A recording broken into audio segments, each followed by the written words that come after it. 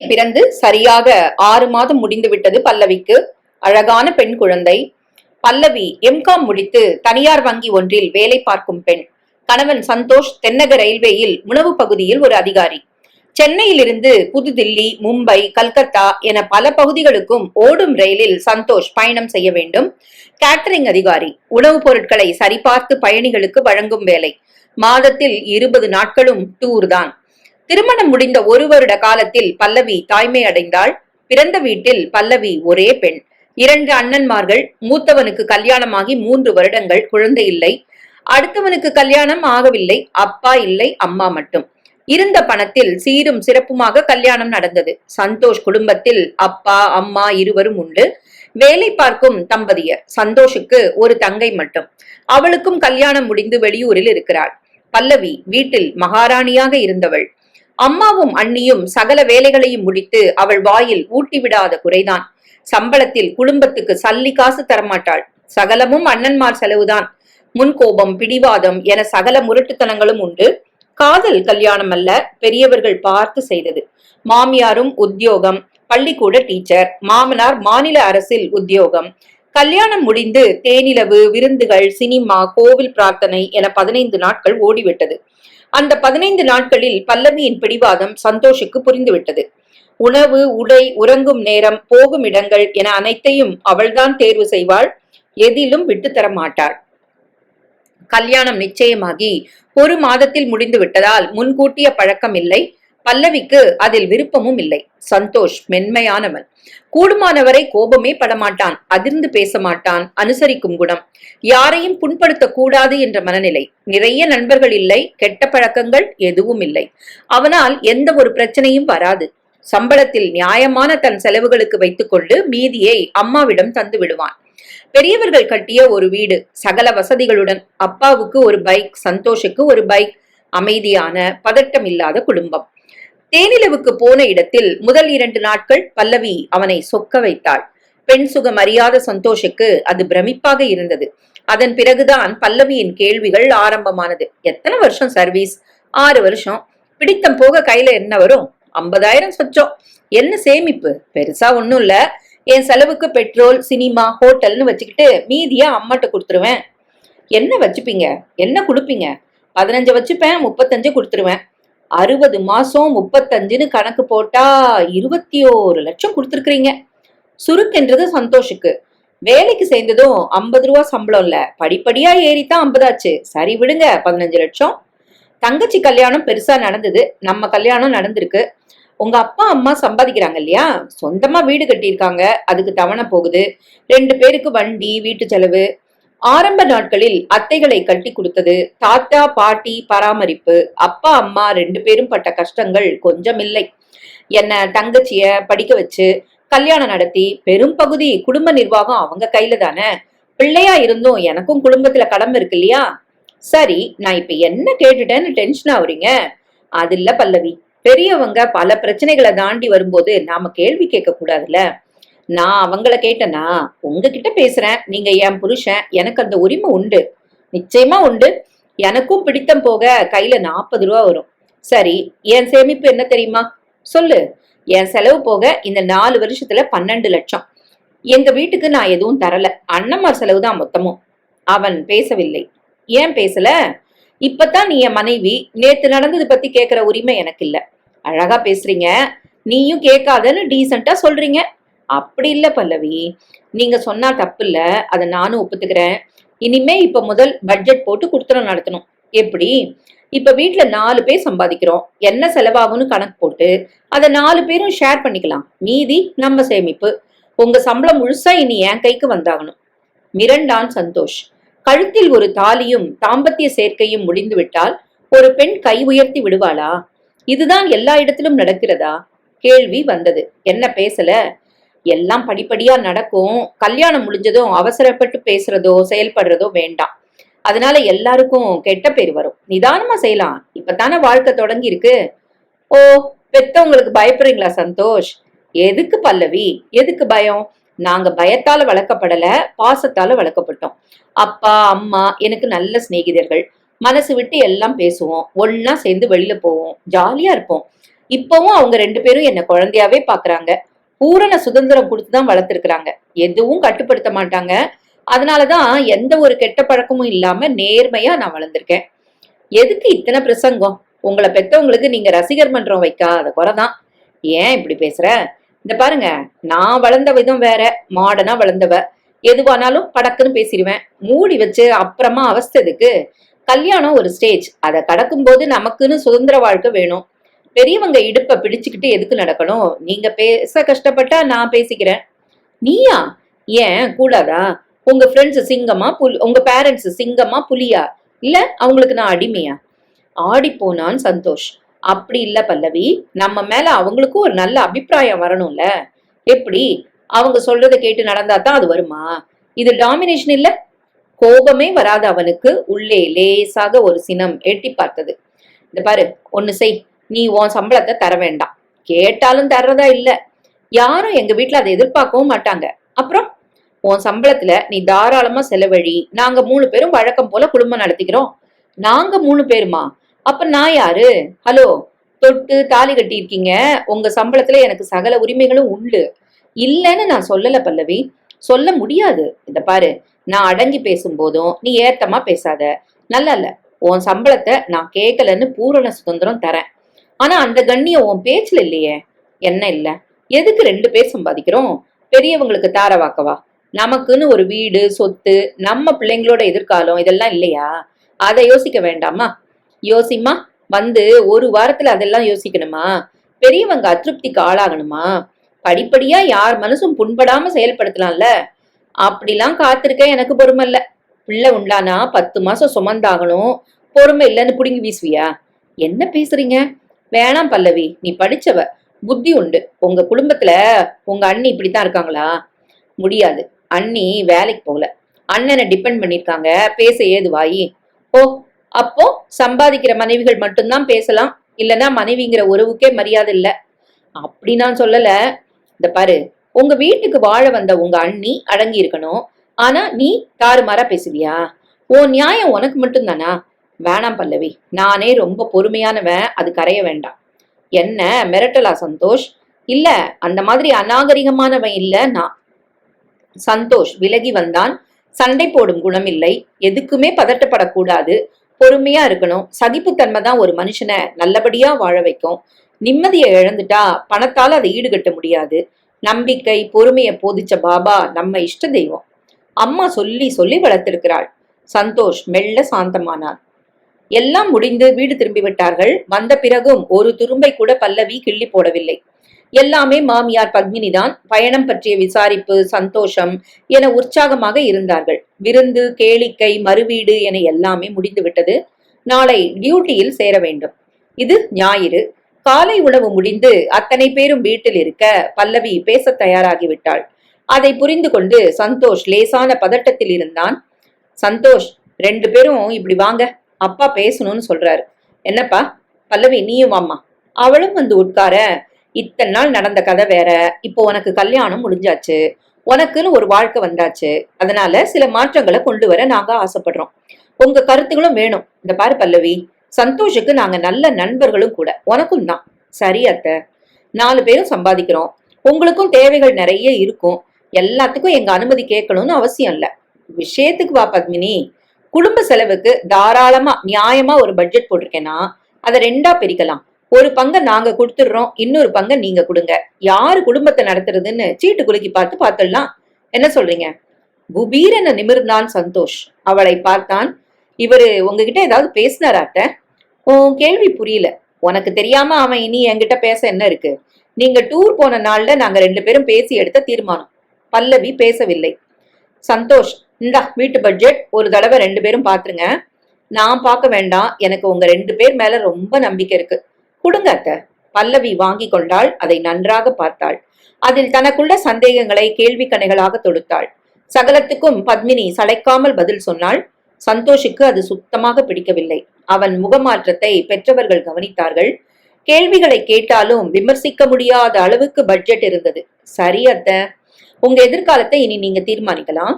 பல்லவிக்கு ஏதோ போன் வர உள்ளே போய்விட்டாள்.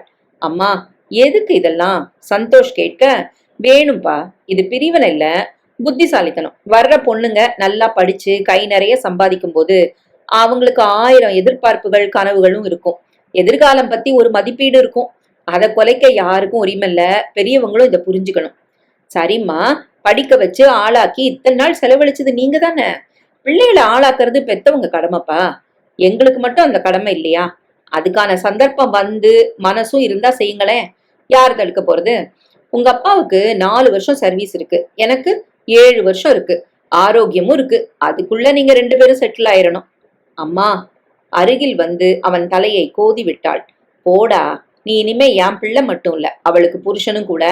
அந்த பொறுப்பு பெருசு, அதை சரியா நிறைவேற்ற முயற்சி பண்ண. அவன் போனதும் அப்பா வந்தார். என்ன குழந்தை அப்செட்டா? ஆமா, அது சரியாகும். அந்த பொண்ணுக்கு சுதந்திர மனப்பான்மையும் நிறைய எதிர்பார்ப்புகளும் இருக்கு. கல்யாணத்துக்கு முன்னாலேயே எனக்கு இது தெரியும். அவ அண்ணி எனக்கு தெரிஞ்ச பொண்ணு தானே. கோவில்ல மார்க்கெட்ல அவ அண்ணி பாரதி கூட பழக்கம் எனக்கு. அப்படித்தானே இந்த வரன் வந்தது.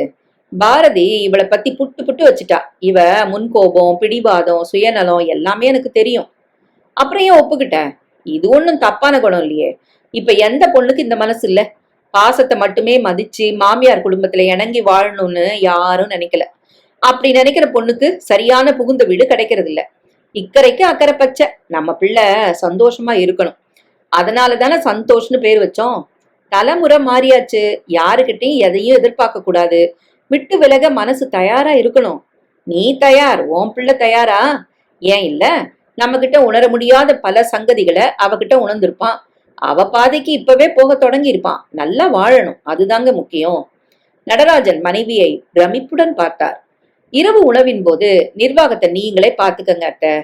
தேங்க்யூமா. சாப்பிட்டு முடித்து படுக்க போனார்கள். சந்தோஷ் படுத்து விட்டான். இன்னைக்கு தூக்கமா? நாளைக்கு டியூட்டி ஜாயின் பண்ணணும். மனசு தயாரா இருந்தா தான் உடம்பு ஒத்துழைக்கும். Good night. சந்தோஷ், 8 மணிக்கு நான் தயாராகணும். இங்கிருந்து 3/4 மணி நேரம் டிராவல். 9 மணி. என்னை 7க்கு எழுப்பிடுங்க. குளிச்சு ட்ரெஸ் பண்ணி பிரேக்ஃபாஸ்ட் சாப்பிட்டு புறப்படணும். கையில எடுத்துட்டு போகணும். பிரேக்ஃபாஸ்ட் யார் செய்வாங்க? உங்க அம்மா தானே? ஆமா, ஆனா அவங்களும் ஸ்கூல்ல டீச்சர். 9 மணி ஸ்கூல். நீ புறப்படுற நேரத்துல அவங்களும் போகணும். புரியுதா? போகட்டும். இரு, பட்ஜெட் போட்டு பணத்தை பங்கீடு பண்ணும்போது வீட்டு வேலைகளையும் நீ செய்யணும்ல. என்ன பேசுறீங்க? எங்க வீட்டுல நான் எந்த வேலையும் செய்ய மாட்டேன். இது பிறந்த வீடு இல்ல டார்லிங். நீ இப்ப மனைவி, உனக்குன்னு வேலைகளையும் பகிர்ந்துக்கணும். அதுதான் நியாயம். பல்லவி செமத்தியாக ஆடிவிட்டாள். அவளால் பேச முடியவில்லை. உங்ககிட்டதான் நான் பேச கத்துக்கிட்டேன். Sorry darling, good night. திரும்பி படுத்தான். தூக்க கலக்கத்துடன் வந்த பல்லவிக்கு உறக்கம் தொலைந்தே போனது. உள்ளே கோபம் உண்டாலும் அவனை எதிர்க்க முடியவில்லை. பதிலும் இல்லை. வீட்டில் துரும்பை கூட கிள்ளி போட மாட்டாள். சகலமும் அண்ணியும் அம்மாவும் தான். இங்கே வேலை செய்ய முடியுமா? இதை உடைக்க என்ன செய்யலாம்? யோசிக்க யோசிக்க ஒரு வழியும் புலப்படவில்லை. மெல்ல மெல்ல உறங்கி போனாள். அலாரம் 4 மணிக்கு அடிக்க எழுந்து குளித்து விளக்கேற்றி விட்டு பத்மினி வழக்கம் போல சமையல் கட்டுக்கு வந்து வேலைகளை தொடங்க சந்தோஷ் எழுந்து வந்தான். எட்டி பார்த்தான். உள்ளே வந்தான். 7 ஆயிடுச்சா? இல்ல 5 மணி. எதுக்கு என்ன எழுப்புறீங்க? அம்மா 4க்கு எழுந்தாச்சு. 4 பேருக்கு டிஃபன் சாப்பாடு எல்லாம் தயாராகணும். சீக்கிரம் எழுந்து குளிச்சுட்டு உள்ள போ. சாரி, என்னால முடியாது. இதுல நீ பங்கெடுத்துக்க முடியலன்னா எதிலுமே என்னாலையும் பங்கெடுத்துக்க முடியாது. உழைப்புக்கும் ஒரு மரியாதை உண்டு. பிசினஸ்ல ஒர்க்கிங் பார்ட்னர்னு ஒரு பகுதி உண்டு. அவன் நீளமாக பேச கடுப்புடன் எழுந்து பல் தேய்த்து முகம் கழுவி சமையல் கட்டுக்கு வந்தாள் பல்லவி. குக்கர் விசிலடிக்க தொடங்கி விட்டது. நீ எதுக்கு எழுந்து வந்த பல்லவி? எல்லாத்துலயும் பங்கெடுத்துக்கணும்னு உங்க பிள்ளை கிளாஸ் எடுக்கிறாரு. தூங்க விடல, எழுப்பிட்டாரு. அவன் கிடக்கான். சரி, சூடா ஸ்ட்ராங்கா ஒரு காஃபி தரேன், குடிச்சிட்டு போய் படு. அத்தை, சின்ன பொண்ணு, இப்பதான் கல்யாணம் முடிஞ்சிருக்கு. அடுப்படிக்கெல்லாம் நீ வர வேண்டாம், இதை குடி. அவள் வாங்கி குடித்தாள். போய் படுமா போ. அம்மா, நீயும் வேலைக்கு போறவ, அவளுக்கும் பொறுப்பு இருக்கு இல்லையா? உதப்படுவ. போடா. கிச்சன் ஏரியா எங்களோடது, நீ வராத.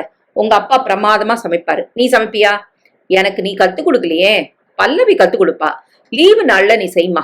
இப்ப போய் படு. நீயும் தான். போடா. பல்லவி உள்ளே வந்து படுத்தாள். அருகில் வந்தான். இதுதான் எங்க அம்மா. பட்ஜெட் போட்டப்போ 1000 கேள்விகள் கேட்டியே. இப்ப மூஞ்சிய கொண்டு போய் எங்க வச்சுப்ப? அவங்களுக்கு பிரிவினையும் தெரியாது, பாரபட்சமும் கிடையாது. உன்னை நேசிப்பாங்க. அருகில் வந்து அணைத்தான். சாரி, எனக்கு மூடு இல்ல, தூக்கம் போச்சு, நான் குளிக்க போறேன். அவள் புறப்பட்டு போன பிறகுதான் மற்றவர்கள் போக வேண்டும். ஏம்மா அவளை செய்ய விட? பாவண்டா, சின்ன பொண்ணு. இத்தனை நாள் 3 பேருக்கு செஞ்ச எனக்கு கூட அவ ஒருத்திக்கு செய்யறது கஷ்டமா? அப்பா வந்தார். பாருங்கப்பா அம்மா பேசுறத. அதான் சந்தோஷ் சரி. தப்புப்பா, அவளுக்கும் எல்லாத்துலயும் பங்கு உண்டுன்னு சொல்லணும். தம்பி, அது செல்லமா வளர்ந்த பொண்ணு, பிடிவாதம், முன்கோபம் எல்லாம் உண்டுன்னு எங்களுக்கு தெரியும்டா. அப்பா, தப்பு இல்ல.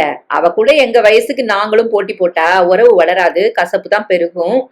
உன் தங்கச்சி இப்படி இருந்திருந்தா நாங்க சண்டை போடுவோமா? மருமகளும் எங்க மகளை போல. குழந்தை நம்மள அடிச்சா அதை நாம திருப்பி அடிப்போமா? கொஞ்சித்தான் கோபத்தை போக்கணும். உனக்கு வயசும் அனுபவமும் இல்ல, அது வரும், உனக்கும் வரும். டிஃபன் சாப்பிடவா? அம்மா பள்ளிக்கூடத்தில் மட்டும் பாடம் எடுக்கவில்லை, வீட்டிலும் அழகாக அதை செய்து கொண்டிருந்தாள். அடுத்த வாரமே டூர் தொடங்கிவிட்டது. இனி அடுத்த 20 நாட்களும் போவதும் வருவதுமாக இருக்கும். வீட்டில் தங்கவே முடியாது. பகல் நேரத்தில் வந்து போக முடியும். அந்த நேரம் எல்லோரும் ஆபீஸில் இருப்பார்கள். இத நீ மாத்திக்க முடியாதா சந்தோஷ்? இல்லம்மா, எப்படி முடியும்? மாசத்துல 10 நாள் தான் அவ கூட நீ இருக்க முடியும். பரவாயில்ல அத்த, வேலைன்னு வந்துட்டா இதெல்லாம் பார்க்க முடியுமா? அவன் புறப்பட்ட மறுநாளே அவள் பெட்டியை தூக்கிவிட்டாள். அத்த, இவரும் இல்ல, நான் போய் அம்மா வீட்டுல 4 நாள் இருந்துட்டு வரேன். சரிம்மா. அம்மா வீட்டுக்கு வந்து விட்டாள். ஏண்டி மாப்பிள்ள வரல? இந்த கேள்வியை நிறுத்துமா. நான் அவர் இல்லாம வரக்கூடாதா? அவர் அடுத்த 20 நாளும் டூர் தான். அவர் இல்லாம யாரு அந்த வீட்டுல இருப்பாங்க? வந்துட்டேன். எனக்கு இங்கிருந்து ஆபீஸும் பக்கம். எத்தனை நாளைக்கு இருப்ப? எப்ப போகணும்னு தோணுதோ அப்ப போறேன். புடுங்கி எடுக்காத. விடுங்க அத்த, மருமகள் பாரதி சொல்ல பல்லவி இங்கிருந்து ஆபீஸுக்கு போக தொடங்கி விட்டாள். முதல் 4 நாட்களும் பத்மினி விடாமல் மருமகளுக்கு போன் செய்தாள். பல்லவிக்கு கடுப்பாக இருந்தது. அதன் பிறகு ஓரிரு முறை வேலை இருப்பதாக சொல்லி தவிர்த்தாள். பல சமயம் எடுக்கவே இல்லை, சுவிட்ச் ஆஃப் செய்து வைத்தாள். அந்த வார கடைசியில் நடராஜன் பத்மினி மருமகளை பார்க்க வந்தார்கள். நலம் விசாரித்தார்கள். உன்னை கூட்டிட்டு போத்தான் வந்தோம்மா. எதுக்கு? ஒரு வாரம் இருந்துட்டியே, கணக்கா என்ன? அப்படி இல்ல, நாளைக்கு எங்க பிள்ளை கேட்டா பதில் சொல்லணும் இல்லையா? நான் சொல்லிக்கிறேன். இப்ப நீ வரலையாம்மா? இல்ல, அவர் வந்ததும் வரேன். சாப்பிட்டு போங்க சம்பந்தி. இருக்கட்டும்மா, வேலை நிறைய இருக்கு, நாங்க புறப்படுறோம். அவர்கள் போன பிறகு பாரதி அருகில் வந்தாள். சந்தோஷ் இல்லனா நீ அங்க இருக்க கூடாதா பல்லவி? மெனக்கெட்டு உன்னை கூப்பிட வந்திருக்காங்க, அவங்கள மதிச்சு நீ போயிருக்கலாம். எதுக்கு அண்ணி? அவரே இல்லாதப்போ நான் எதுக்கு அங்க போகணும்? இந்த மாதிரி பேசாதடி, இது தப்பு. அம்மா சொல்ல என்ன தப்பு? அவர்தான் எனக்கு முதல் உறவு. அந்த அவரை தந்ததே அவங்கதான். நல்லவங்களாவும் இருக்கிறாங்க. தன் உறவுகளை கொண்டாடினாதான் ஒரு புருஷனுக்கு மனைவி மேல பிடிமானம் வரும். பாரதி அந்த மாதிரி இருக்கிற காரணமா தான் இந்த வீடு சந்தோஷமா இருக்கு. அன்னிக்கு நம்மளை விட்டா நாதி இல்லம்மா. குணா வெளியே வந்தான். இந்த பாரு பல்லவி, இத்தனை நாள் உன்னை நான் எதுவுமே பேசினது இல்ல. காரணம், நீ எங்க பராமரிப்புல இருந்த. நான் சம்பாதிச்சுக்கிட்டு தான் இருந்தேன். அது நாய்வால்ல கட்டின தேன்கூடு. எங்களுக்கு சல்லி காசு லாபம் இல்ல. ஒரு பைசா நீ தரல. நாங்க தான் கடன் பட்டு உன்னை கட்டி கொடுத்தோம். அதனால எங்க பராமரிப்புல நீ இருந்ததுதான் நிஜம். என்னங்க, பிறந்த வீட்டுக்கு வந்திருக்கிற பொண்ணு. இருக்கட்டும் பாரதி, அன்னைக்கு நம்மளை விட்டா நாதி இல்லைன்னு வாய் கொழுப்படுத்தி பேசினா சும்மா இருக்க முடியுமா? ஐயோ, உங்களுக்கு என்ன ஆச்சு? நீ பேசாத. இப்போ அவளுக்குன்னு ஒரு குடும்பம் வந்தாச்சு, புருஷன் இருக்கிறாரு. அவளை நாம தாங்கி பிடிக்கணும்னு இல்ல. அவ நிராதரவா இல்ல. இப்பவும் பேசலன்னா சரியில்லை. நான் யாரையும் நம்பி வரல, எங்க அம்மா இருக்காங்க. நானே இவங்களை நம்பி தாண்டி வாழ்றேன். உன் மாமியார் மாதிரி சொந்த கால்ல நிக்கல. அத்த, எதுக்கு இந்த பேச்சு? இல்ல பாரதி, எங்க போனாலும் இந்த வாய் வரக்கூடாது, நல்லதில்ல. பல்லவி படக்கன எழுந்தாள். நான் இங்க இருக்கவா போகவா? அது உன் விருப்பம். உனக்குன்னு ஒரு குடும்பம் இருக்கும்போது அங்க போறது தானே முறை. நான் ஓசியில சாப்பிட போறதில்ல, பேயிங் கெஸ்டா இருக்கேன். இது ஹாஸ்டல் இல்ல உங்ககிட்ட பணம் வாங்கிட்டு சோறு போட. விடுங்களேன்.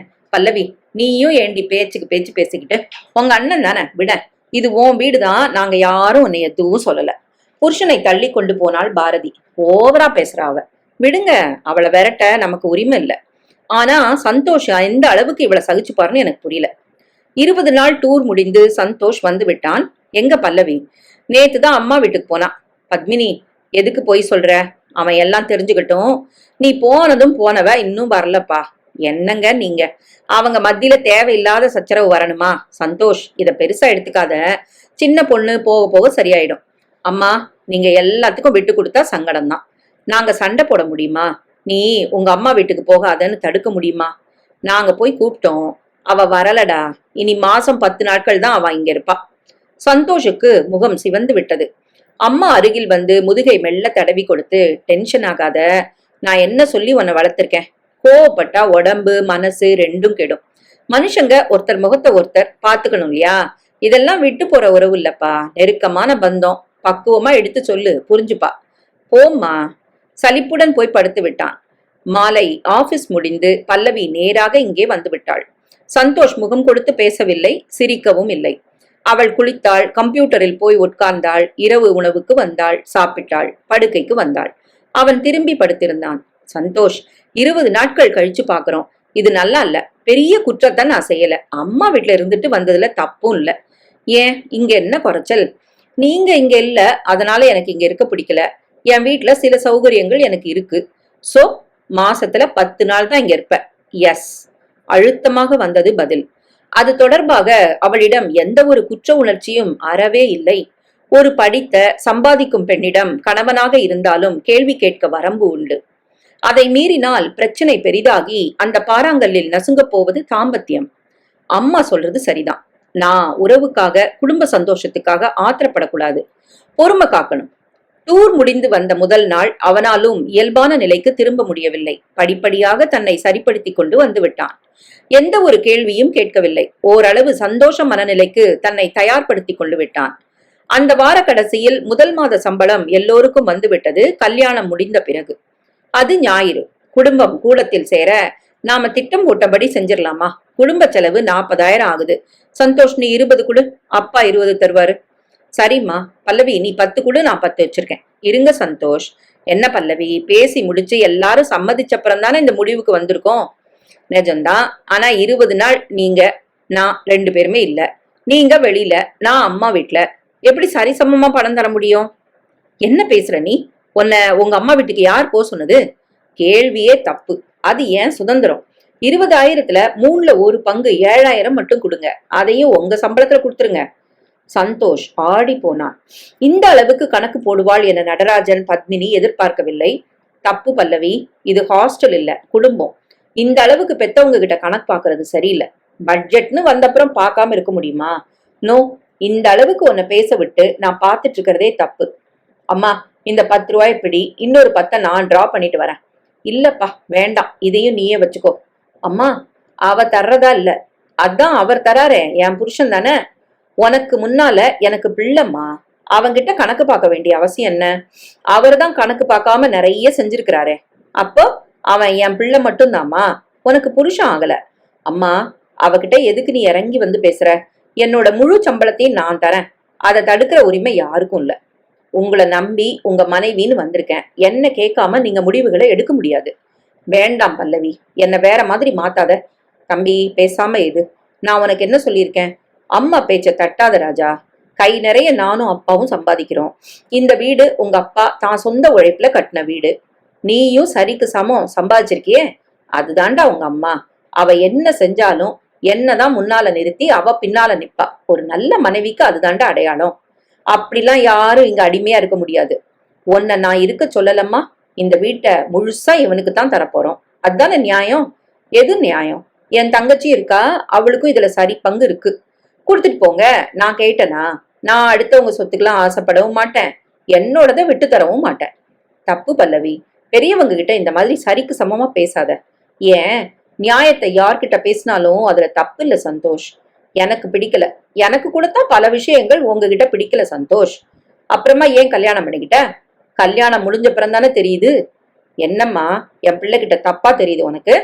பத்மினி, நீ டென்ஷன் ஆகாத. இது புருஷன் பொண்டாட்டி சங்கதி, நாம தலையிடக்கூடாது. சரிங்க, நான் பேசல. இந்த பாரு சந்தோஷ், நீ எதுவும் தர வேண்டாம். எங்க சம்பாத்தியத்துல நாங்க நடத்திக்கிறோம். அதுக்காக அவகிட்ட கோவப்படாத. சந்தோஷமா இருக்கணும். இப்ப என்ன, பணம் தானே விவகாரம், அதை ஒதுக்கு. நீங்க உங்க வருமானத்தை செலவழிச்சுட்டு சுதந்திரமா இருங்க. அவ எங்க இருக்கணுமோ அங்க இருக்கட்டும். உன் சந்தோஷத்துக்காக நானும் அம்மாவும் எதையும் விட்டு தர தயார். சரியா? உடைந்து போனான் சந்தோஷ். அப்பா, என்னடா ராஜா, பெத்தவங்க எல்லாத்தையும் தாங்கிக்கிறதே பிள்ளைகளுக்காக. சுயநலமான பெற்றோரும் உண்டு. அது நமக்கு வேண்டாம். நாங்க அப்படி இருக்க விரும்பவும் இல்லை. இங்க வெற்றி தோல்விக்கு இது குஸ்தி மேடல்ல, குடும்பம். நீ தாலி கட்டி கூட்டிட்டு வந்த பொண்ண நீ சந்தோஷமா வாழ வைக்கணும். சந்தோஷ் முகத்தில் கசப்பு இருந்தது. இந்த பாருமா, நீ சுதந்திரமா சந்தோஷமா இரு. எங்களால உனக்கு எந்த பிரச்சனையும் வராது. நாங்க பாசத்துக்கு அதிக மரியாதை கொடுப்போம். பணத்தை பெருசா நினைக்கல. எங்க பிள்ளை எங்களை விட இனிமே உனக்குத்தான் அதிக சொந்தம். இந்த வீட்டுக்கு வாழ வந்த பொண்ணு நீ. உன் சந்தோஷத்துக்கு எந்த ஒரு பங்கமும் வராது பல்லவி. வாங்க. அம்மாவும் அப்பாவும் உள்ளே போய்விட பல்லவி திரும்பி பார்த்தாள். சந்தோஷ் முகத்தில் சந்தோஷம் சுத்தமாக தொலைந்து போயிருந்தது. உள்ளே போய்விட்டான். பல்லவி முகத்தில் கோபச் சிவப்பு படர்ந்தது. இரவு தன் அறைக்கு அவன் வர காத்திருந்தாள் பல்லவி. வெறுப்போட உச்சத்துல இப்ப நீ இருக்க. உங்க அப்பா அம்மா கில்லாடிகள், எப்பவும் உங்களை தான் கைக்குள்ள வச்சிருக்காங்க. பதில் இல்லை. நீங்க கஷ்டப்படுற மாதிரியும் நான் பொல்லாதவள்னு ஒரு இமேஜ உண்டாக்கியும் தன்னை தியாக பட்டியல்ல சேர்த்து உங்க மனசுல பெருசா இடம் பிடிச்சு உங்களை நிரந்தரமா தான் கூட தக்க வச்சுக்கிட்டாங்க பாருங்க. அருகில் வந்தான். இந்த பாரு, யாரும் இங்க நடிக்கல. இப்ப நினைச்சா கூட உள்ள வராம மொட்டை மாடியில படுத்திருக்கலாம். மாசத்துல ரயில்வேல 20 நாள் டூருக்கு பதிலா 30 நாளும் டூர் போடலாம். காரணம் கேட்டா டியூட்டின்னு சொல்லலாம். உன் முகத்துல முழிக்காம காலத்தை ஓட்ட முடியும். அத அவங்க விரும்ப மாட்டாங்க. எல்லாத்துக்கும் கணக்கு பாக்குறவ நீ புத்திசாலி. ஆனா தாம்பத்திய கணக்க சரியா உனக்கு போட தெரியலையே. என்ன சொல்றீங்க? படிச்ச சம்பாதிக்கிற பல மனைவிகளுக்கு இந்த கணக்கு பிடிபடுறதே இல்ல. புருஷன் சம்பளம் பிளஸ் தன் சம்பளம் ரெண்டையும் கூட்டி கழிச்சு வீடு கார் வசதிகள்னு கணக்கு மட்டும் ஓடுது. ஆனா அந்த மனசை படிக்க தெரியவும் இல்ல. அன்பும் பாசமும் விடுபட்டு போறதும் புரியறதும் இல்ல. சிரித்தாள் பல்லவி. என்ன சிரிப்பு? இல்ல, உங்களை மாதிரி சில மகனுங்க எத்தனை காலம் முட்டாளா இருப்பீங்க? நீங்கள்லாம் அம்மா மடியில தூங்க தொடங்கி இன்னமும் முழிக்கவே இல்லையே. உங்களை எல்லாம் எழுப்பவே முடியாதா? என்ன சொல்ற? பெட்ரூம்ல வந்து உபன்யாசம் கேட்க பிடிக்கல, போய் படுங்க. எப்பவும் புருஷனா இருக்கவே மாட்டீங்களா? அடுத்து வந்த மாதங்களிலும் இதே நிலை. 20 நாள் டூரிலும் பிறந்த வீட்டிலும் தான் இருப்பாள். அவளை பற்றிய சகல தகவல்களையும் பாரதியிடம் பத்மினி சொல்லிவிட்டாள். பாரதி கணவர் குணாவிடம் சொல்லவில்லை. மாமியாரிடம் சொல்லி வேதனைப்பட்டாள். இது சரியில்லை பாரதி. அந்த 20 நாளும் இவ இங்கே வரக்கூடாது. தப்பத்த அவ எங்க போவா? அந்த மாதிரிலாம் நீ நினைக்காத. இந்த மாதிரி பிறவிகள் எதுக்கும் துணிஞ்ச கட்டைங்க. எல்லாரையும் எதிர்க்கிற தைரியம் இதுங்களுக்கு வரும். நீயும் நானும் சம்பாதிக்கல, அடங்கி இருக்கும். இது பணக்குழுப்புடி. இல்ல அத்த, இவ மாமியார் இப்பவும் கை நிறைய சம்பாதிக்கிறாங்க. ஆனா புருஷனை மதிச்சு பிள்ளை மேல பாசம் வச்சு இந்த மாதிரி மருமகளை பொறுத்துக்கிட்டு பொறுமையா வாழலையா சொல்லுங்க? ஒரு நாளைக்கு அவங்க வீட்டுக்கு போகணும் பாரதி. எதுக்கு அத்த?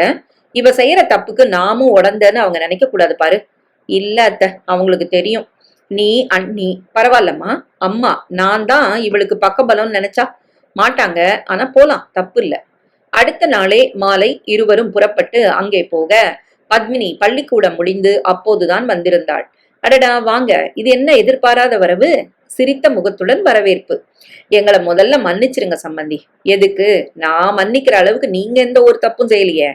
இப்படி ஒரு பொண்ணை பெத்து வச்சிருக்கேனே, அதை விட பெரிய தப்பு இருக்கா? அட விடுங்க. என்ன சாப்பிடுறீங்க? எதுவும் வேண்டாம். உங்க முகத்துல முழிக்க முடியாம தான் இந்த பக்கம் வராம இருந்தோம். என்ன பாரதி, எதுக்கு இத்தனை வருத்தப்படுறாங்க? இல்லைங்க, அவங்க நியாயத்தை ரொம்ப மதிக்கிறவங்க. என்னை சொந்த மகளா கருதுறாங்க.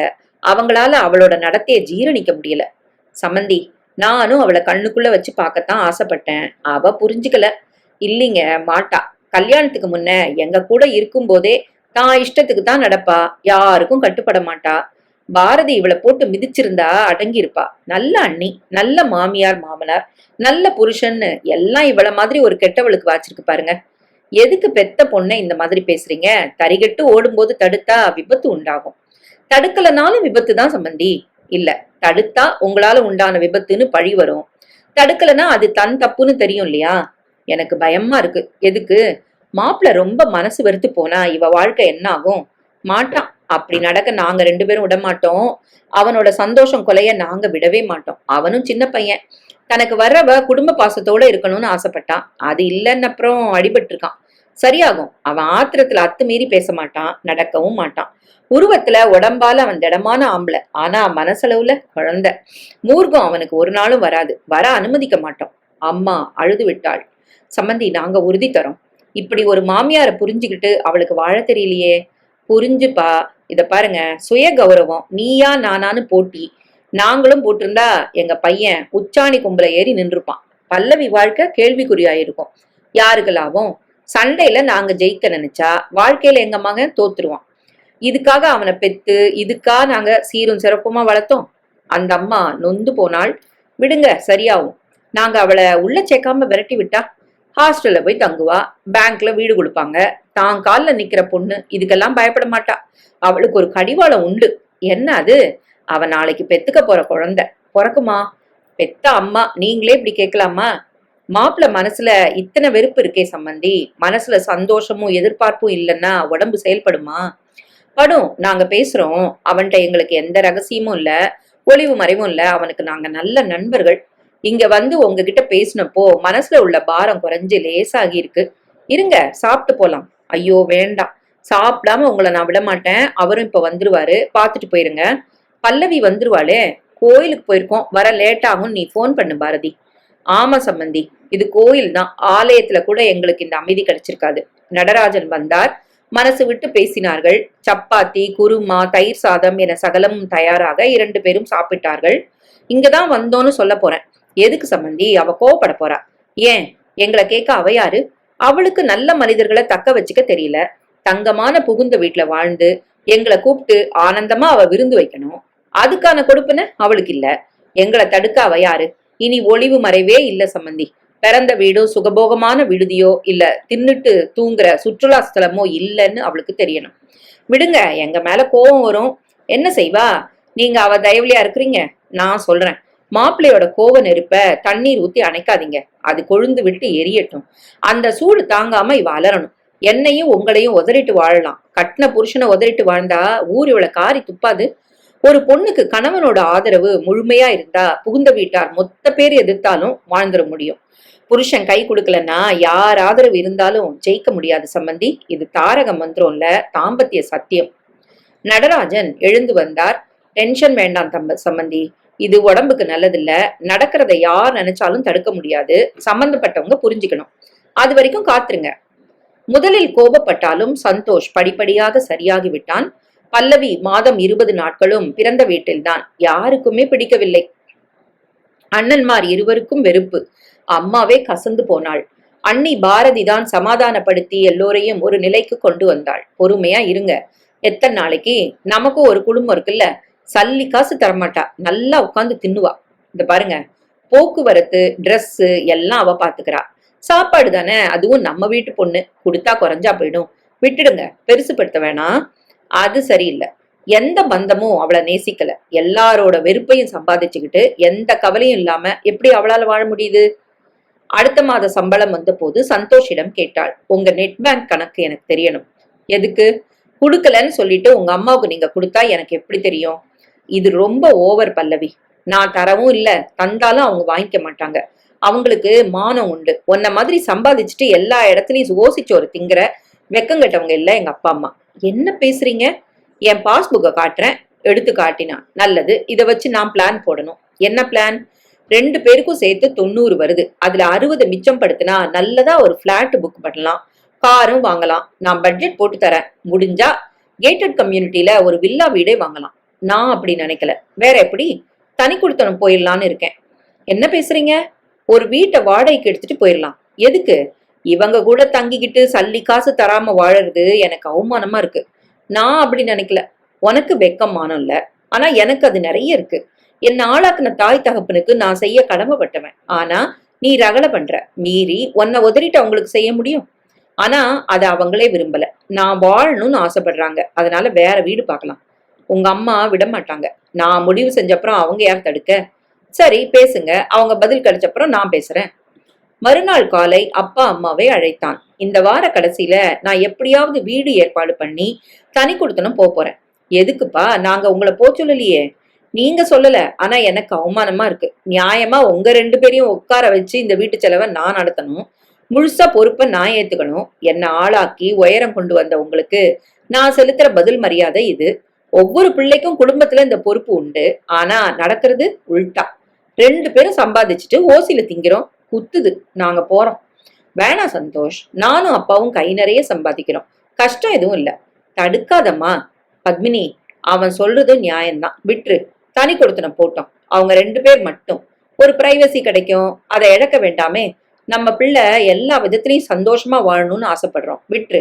சந்தோஷ், நீ வீடு பாத்துக்க. தேங்க்யூப்பா. இருண்டு போனாள். அப்பா அம்மா இருவரும் புறப்பட்டு போக, பல்லவி, என் நண்பர்கள் மூலம் ஏற்பாடு பண்ணா உடனே வீடு கிடைக்கும். இல்லனா உனக்கு பேங்க் குவார்டர்ஸ் கிடைச்சாலும் சரி. இப்ப கிடைக்காது. வீடு நல்ல கண்ணியமான ஒரு 2 பெட்ரூம் பிளாட் வேணும். நமக்கு ஆபீஸுக்கு போக தோதா இருக்கணும். சரியா? அவள் பேசவில்லை. எப்படியும் 20,000 வாடகை வரும். பராமரிப்பு 3,000 ரூபாய் போகும். 10 மாசம் அட்வான்ஸ் 2 லட்சம். குடித்தனத்துக்கு தேவையான பொருட்களை வாங்கி போட இன்னொரு 3 லட்சம். 5 லட்சத்துக்கு நான் ஆபீஸ்ல லோன் போட்டுக்கிறேன். மாசம் 5000 ரூபாய் ஆகும். 28 தவிர ரெகுலர் குடும்ப செலவுக்கு நமக்கு. அதுல ஒரு 30 ரூபான்னு வை. பிற செலவுகள் எல்லாம் சேர்த்து 60 ரூபா. சொந்த வீட்டு கனவுகளை குழியில போடு. சரியா? என்ன பழி வாங்குற படலமா? இல்ல பல்லவி, நமக்குன்னு ஒரு குடும்பம் தேவைதானே. எதுக்கு? நீங்க டூர் போனா மாசத்துல 20 நாளும் அம்மா வீட்டுல நான் இருப்பேன். வீட்டை பூட்டி போட முடியுமா? மீதி 10 நாளும் அங்கே இருந்துடலாம். நான் வரமாட்டேன். ஏன்? எங்க வீட்டுக்கு வாழ வந்தவ நீ. உனக்கே அங்க பொருந்தல. மாப்பிள்ளையா வீட்டோட இருக்க எனக்கு மட்டும் எப்படி? நீங்க வரணும். சாரி, அதுக்கு வாய்ப்பே இல்ல.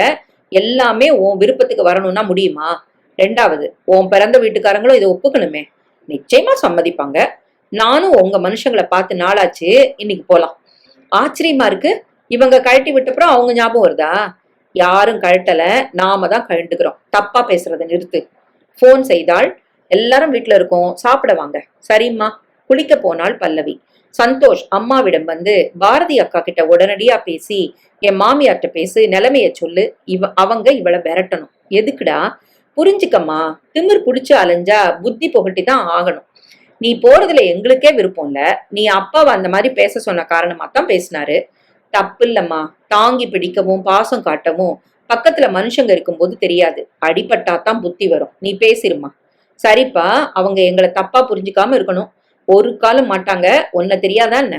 இருவரும் பைக்கில் புறப்பட்டார்கள். கடை வீதியில் நிறுத்தி நிறைய பழங்கள், இனிப்பு, காரம் என வாங்கினான் சந்தோஷ்.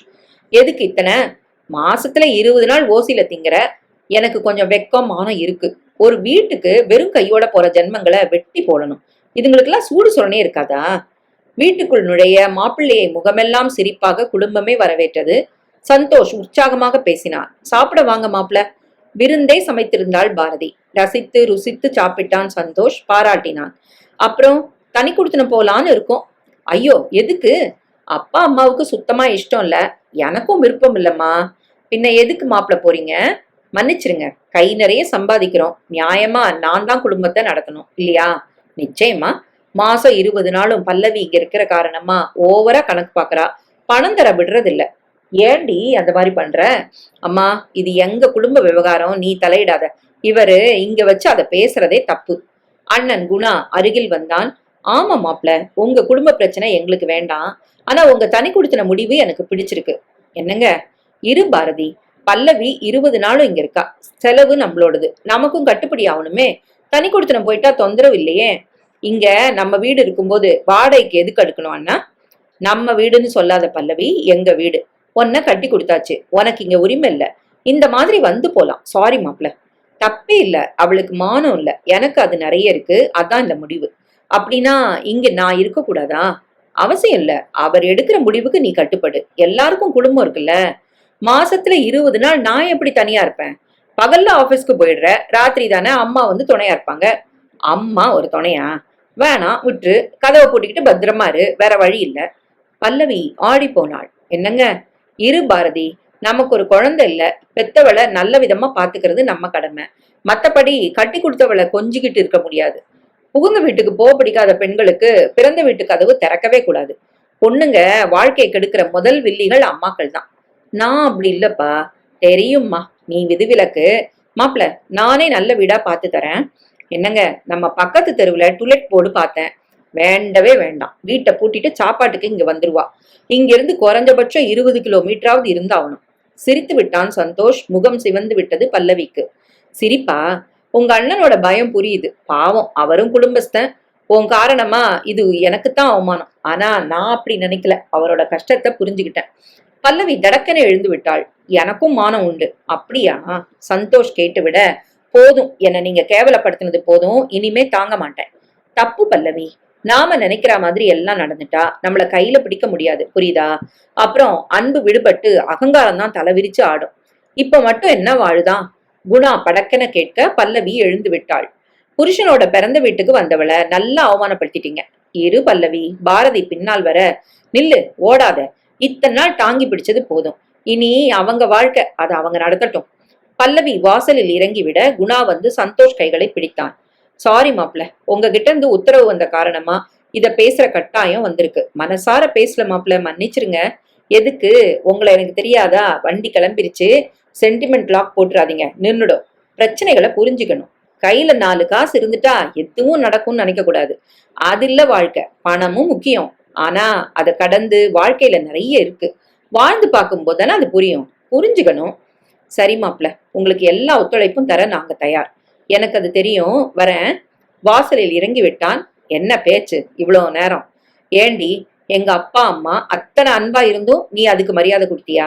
என்னால அந்த மாதிரி இருக்க முடியல. சரி வா, சீக்கிரம் வீடு பார்க்கணும். இனிமே நமக்கு எங்கேயுமே இடம் இல்ல. மான மரியாதை தப்பிக்கணும்னா நம்ம வீட்டுக்குள்ள நாமளே பூந்தாங்கணும். பைக்கை உதைத்தான். போன் வந்தது. ஆமாண்டா, காலையில சொன்னனே. வீடு இருக்கா? இப்ப பாக்கலாமா? வரோம். எங்க? மேடவாக்கம் பக்கத்துல. வந்துட்டே இருக்கோம்.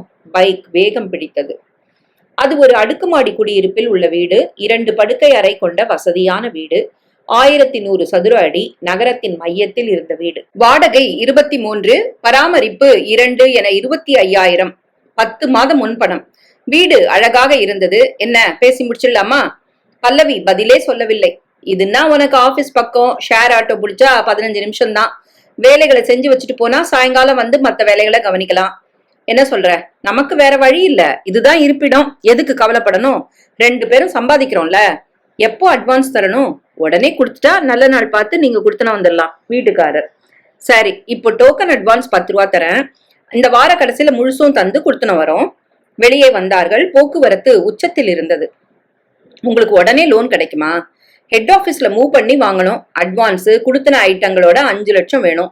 ஒரு TV, fridge, washing machine, grinder, mixie, gas அடுப்பு, பாத்திரங்கள், கட்டில், மெத்த, பீரோ, பர்னிச்சர்கள் எல்லாமே வேணுமே. புது கொடுத்தனும்ல. வயிறு எரியுது. எதுக்கு? மாசம் 60 ரூபாய்க்கு மேல ஆகும். வீட்டு வேலைகளை செய்ய ஒரு ஆள் வேணும். உனக்கு சமைக்க வராது. அதுக்கு ஒரு ஆளை நியமிக்கணும். 2க்குமா சேர்ந்து 15 ரூபா வராது. சமையலுக்கு எதுக்கு? இருக்கிறது 2 பேரு. 20 நாள் நீங்க இல்ல, நான் பாத்துக்கிறேன். உங்க அம்மாவை வரவழ வேண்டாம். அவங்களுக்கு முடியாம போனா மருந்து செலவையும் நான் அழணும். குடும்பம்னா எல்லாம் தான். என் கனவுகள்லாம் செதறி போச்சு. என்ன கனவு தெரியாதா? 2 சம்பளத்தை வச்சு சொந்த வீட்டுக்கு அழகா திட்டம் போட்டேன். சரி, எங்க அப்பா அப்படிலாம் நினைச்சிருந்தா நான் ஆளாகியே இருக்க முடியாது. உங்க அண்ணன் சேமிச்சு வைக்க நினைச்சிருந்தா உன் கழுத்துல தாலியே ஏறி இருக்காது. மத்தவங்க ரத்தத்தை உறிஞ்சி எடுத்துட்டு நமக்கு சொத்து வாங்க ஆசைப்பட்டா அது நடக்குமா? அதுதான் இந்த கஷ்டம். எனக்கு ஒரு சந்தேகம். என்ன, நீங்க எல்லாரும் திட்டம் போட்டு என்ன கவுத்துட்டீங்களா? உள்ளே பிரமித்தான் சந்தோஷ். இவள் புத்திசாலிதான்.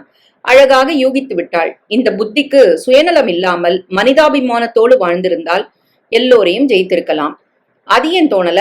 அடிபட்டுதான் சில பேருக்கு வாழ்க்கை புரியுமா? நான் ஒண்ணு கேக்குறேன். என்ன, உங்ககிட்ட சேமிப்புல 10 லட்சம் இருக்கு. வாழ போறது நம்ம வீடு.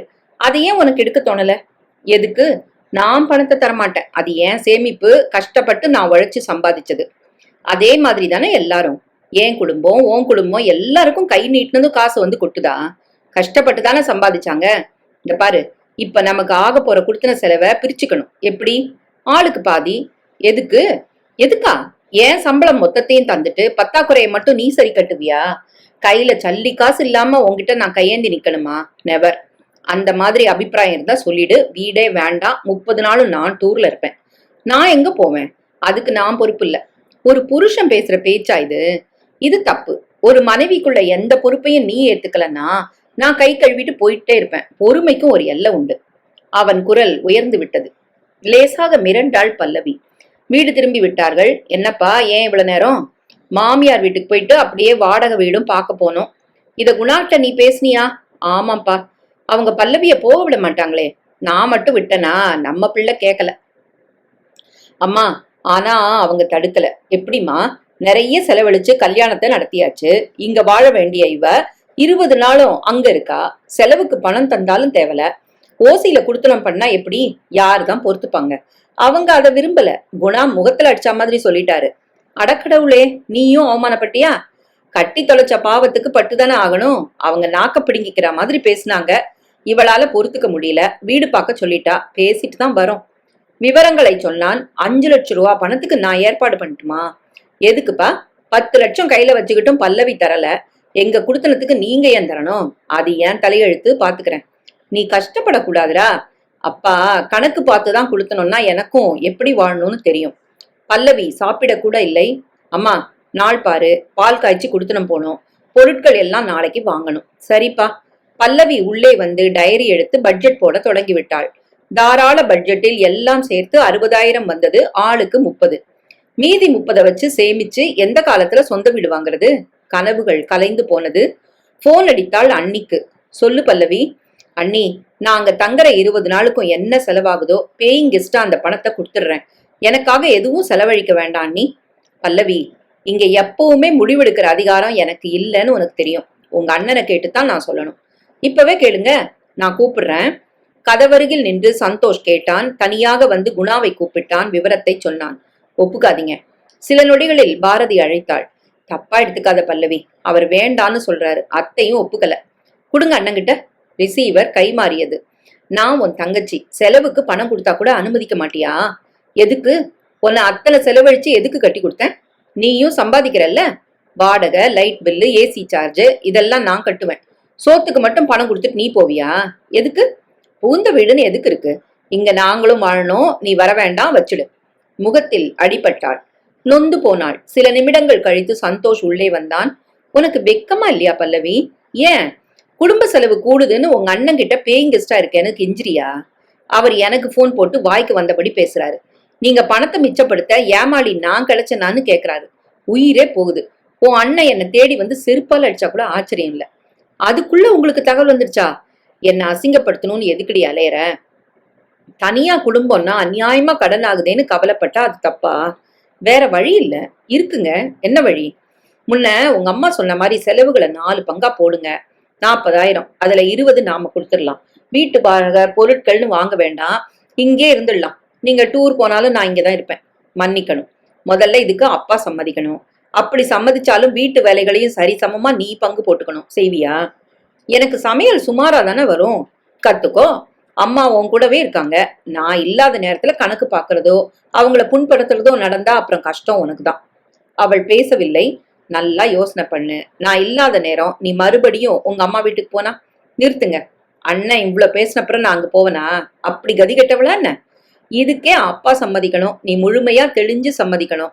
ராத்திரி யோசி. அப்புறமா காலையில பெரியவங்க கிட்ட பேசலாம். இப்ப படுத்து விட்டாள். உறக்கம் வரவில்லை.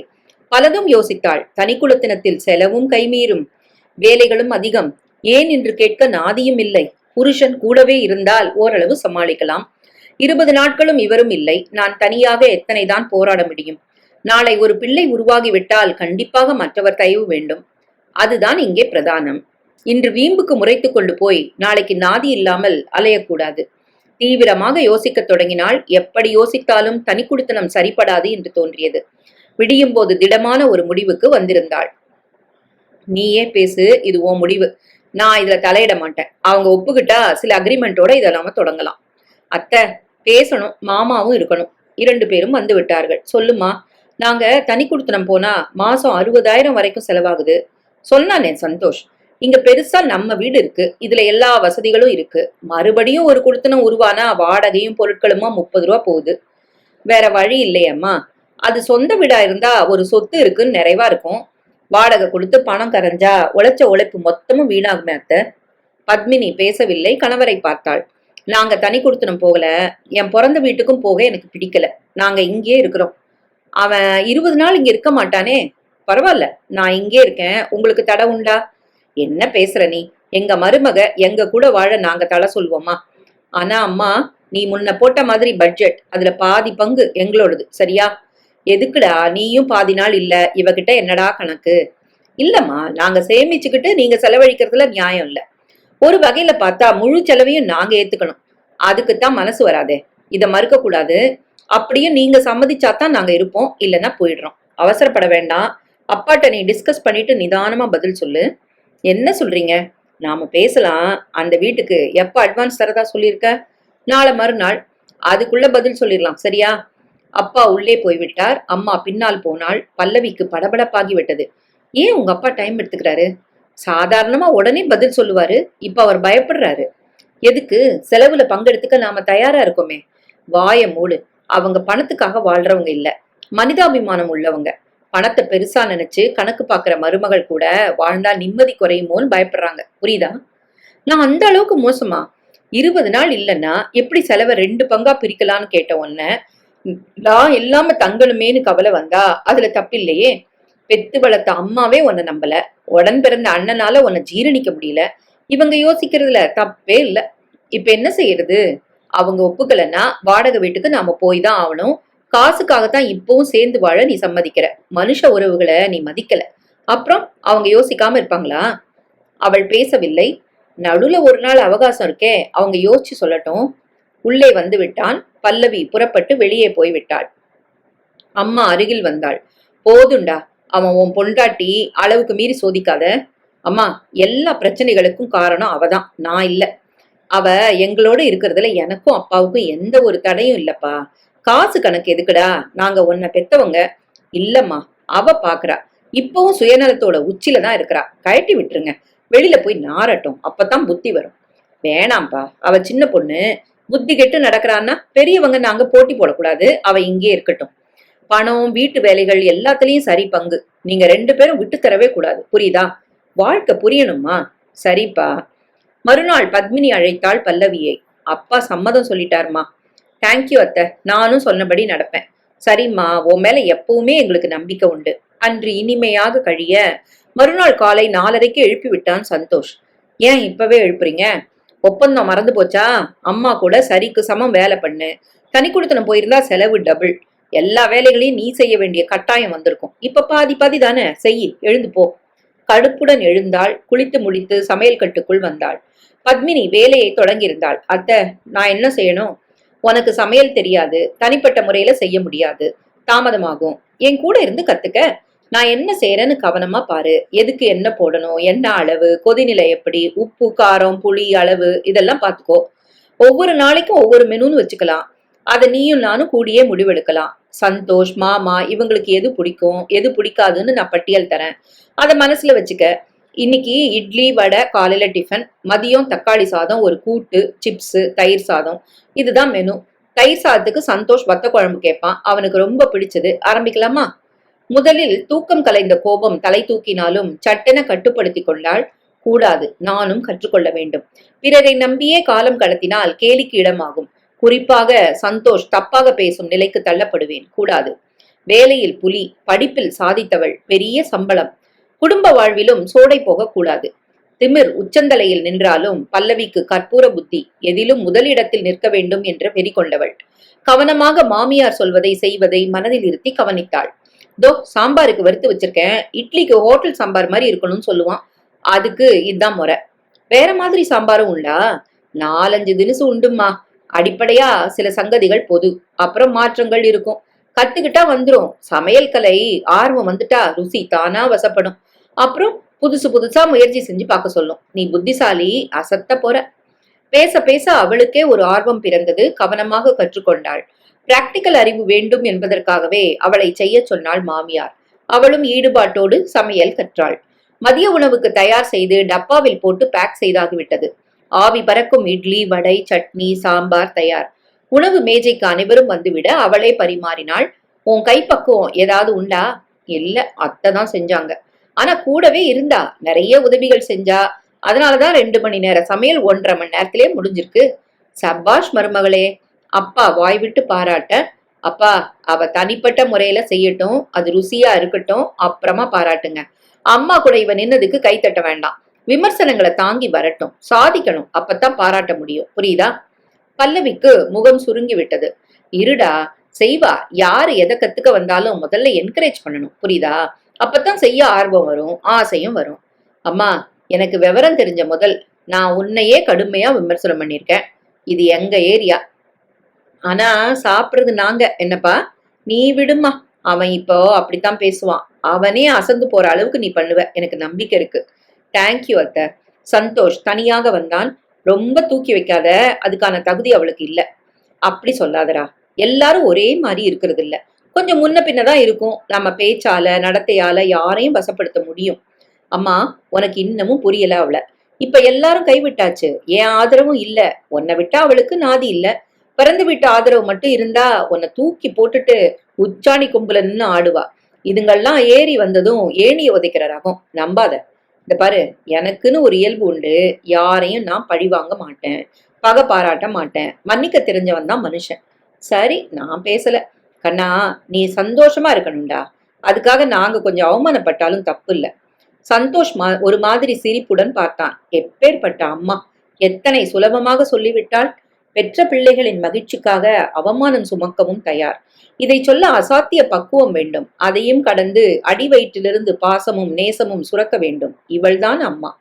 அடுத்த வாரமே வழக்கம் போல டூருக்கு புறப்பட்டு விட்டான். அழுத்தமாக சொல்லிவிட்டுத்தான் போனான்.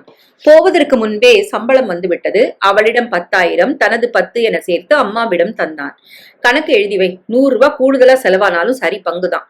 பல்லவி காலையில் எழுந்து சகலமும் கற்றுக்கொள்ள தொடங்கிவிட்டாள். சுறுசுறுப்பாக செயல்பட்டாள். இரவு 7 மணிக்கு வீடு திரும்பியதும் முதல் 2 நாட்கள் பத்மினி வேலையை முழித்திருந்தாள். அத்தை, நான் வந்தப்புறம் டின்னர் பண்ணலாம். இல்லம்மா, நீ களைச்சு போய் வர. நீங்களும் தான் சேர்ந்தே செய்யலாம். இல்லன்னா உங்க பிள்ளை தாறுமாறா பேசுவாரு. அவனுக்கு இதை யார் சொல்ல போறா? இல்ல அத்தை, எனக்குன்னு ஒரு நியாயம் இருக்குல்ல.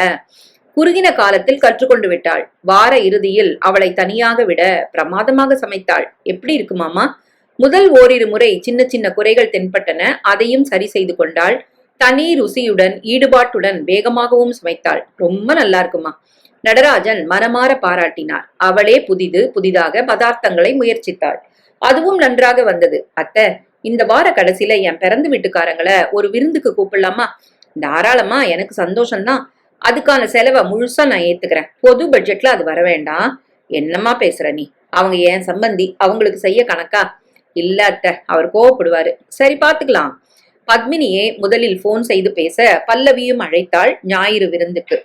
ஏற்கனவே பத்மினி மூலம் அண்ணி பாரதிக்கு எல்லா தகவல்களும் போய் சேர அந்த குடும்பம் சந்தோஷப்பட்டது. டூரில் இருந்த சந்தோஷ் குணாவுக்கு போனில் பேசி, இதுக்காக சந்தோஷப்பட்டு நீங்க இழகிறாதீங்க, இன்னும் கடக்க வேண்டிய தூரம் நிறைய இருக்கு. சரி மாப்ள. ஞாயிறு குடும்பமே இங்கே வந்தது. முழுக்க முழுக்க பல்லவியின் சமையல், விதவிதமான ஐட்டங்கள். அவளே பக்கத்தில் இருந்து பரிமாற சாப்பிட தொடங்கினார்கள். நன்றாகவே இருந்தது. ஏன் தங்கச்சியா இத்தனை பிரமாதமா சமைக்கிறா? நம்பவே முடியலையே. கிச்சன் பக்கம் வராதவளாச்சே. குணா சொல்ல, நிஜமாவே அவளா சமைச்சா? ஆமா சம்பந்தி, நான் இன்னைக்கு சமையல் கட்டு பக்கமே போகல. எல்லாம் அவ தயாரிப்பு தான். எப்படி கத்துக்கிட்டா? நானும் பாரதியும் எத்தனையோ கூப்பிட்டும் மதிக்கல. பால் கூட காய்ச்ச வர மாட்டா. அம்மா, அத்தை தான் பொறுமையா எல்லாம் கத்து கொடுத்தாங்க. இந்த பெருமை அவங்களதான் சேரணும். பாரதி ஆச்சரியமாக பார்த்தாள். அம்மாவால் நம்ப முடியவில்லை. என் மகளா இப்படி பேசுறது?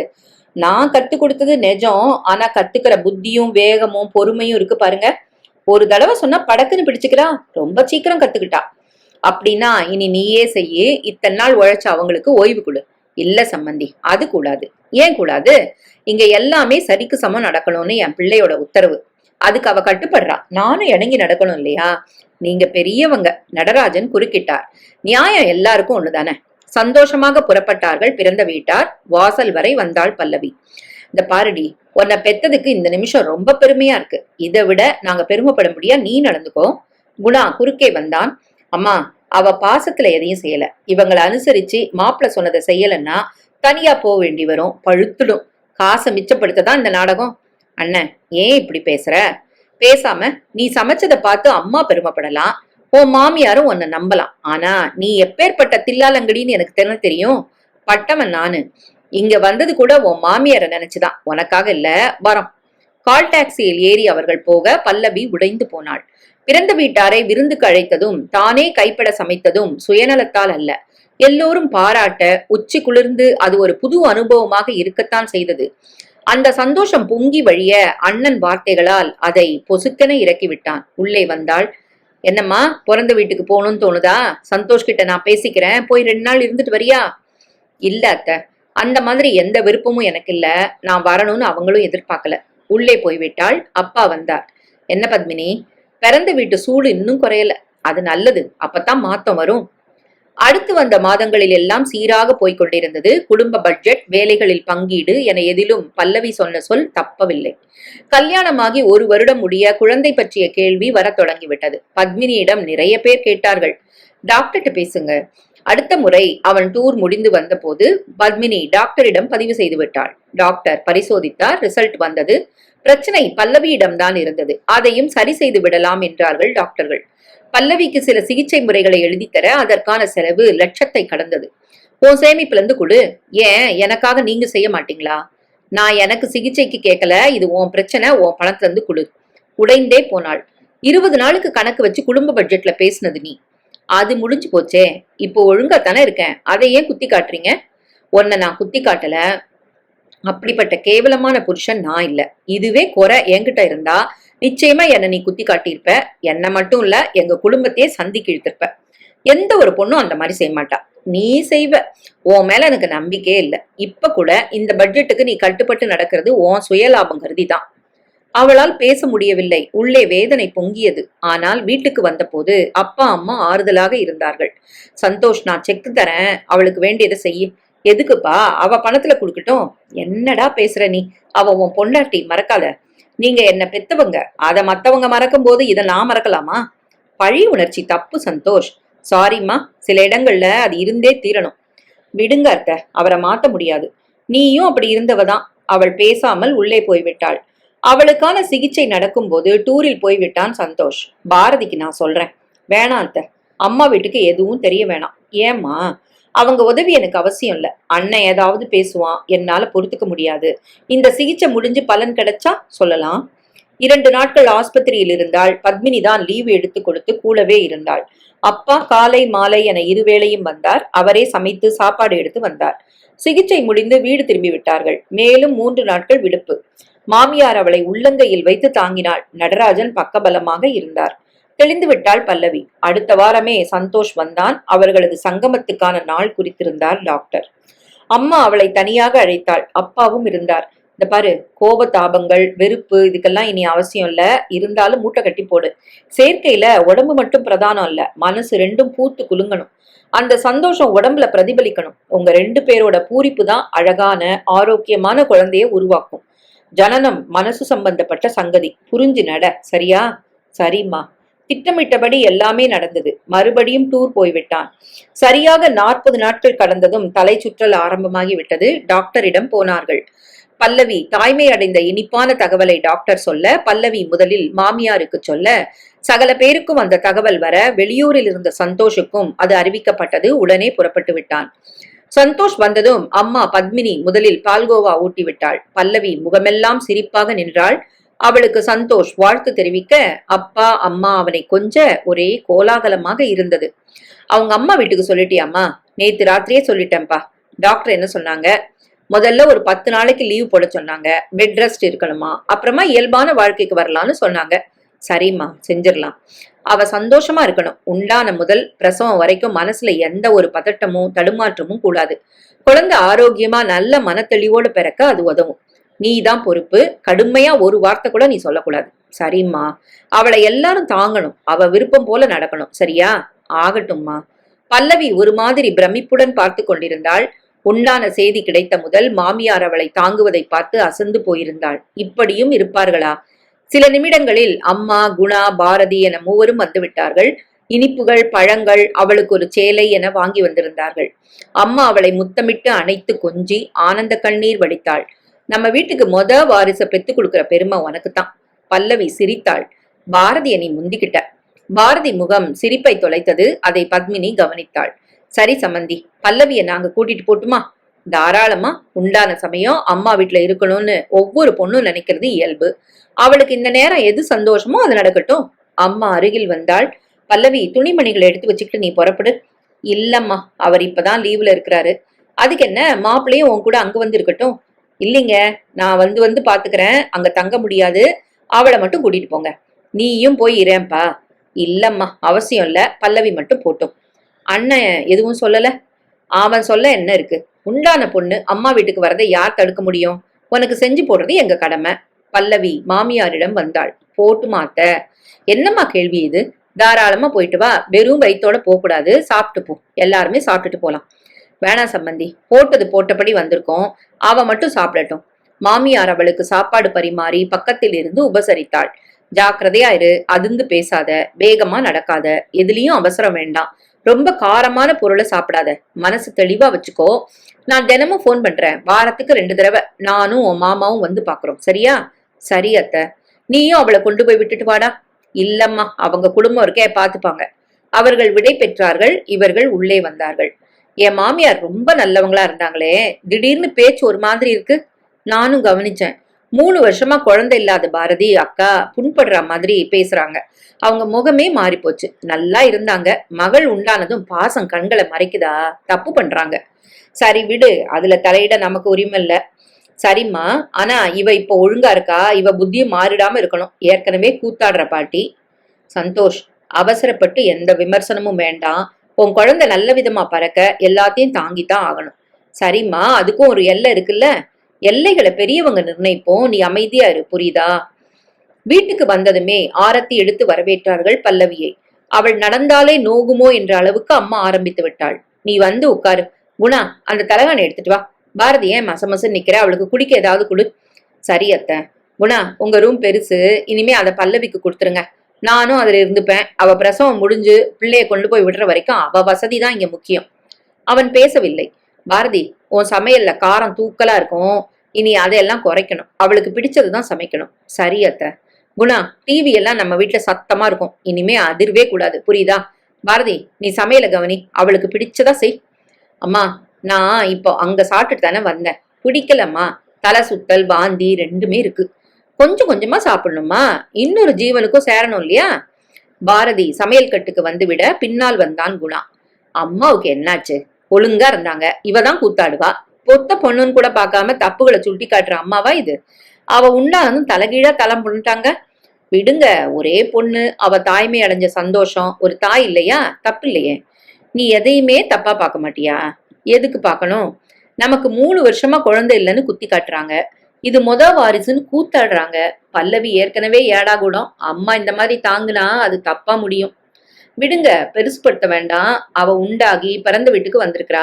அவளை தாங்கி பிடிக்கிறது நம்ம கடமை. நீங்க எதுவும் சொல்ல, அது அவ புண்பட்டு அதுவே பெரிய பிரச்சனைக்கு காரணமாக கூடாது. சரியா?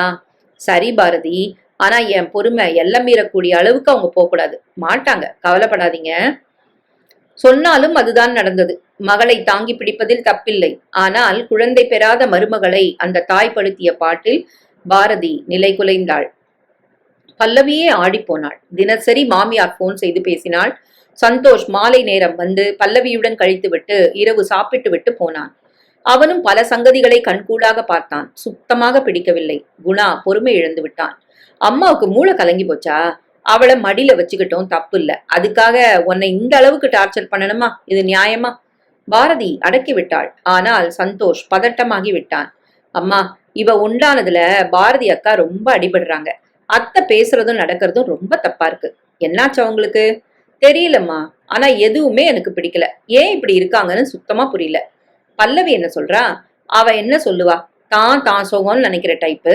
அவளை தாங்குனா போதும். காசு கணக்கு பாக்குறவ பாச கணக்க பாக்கவா போறா? அப்படி இல்லடா, நான் பாரதிட்ட பேசுறேன். அப்பா குறுக்கிட்டார்.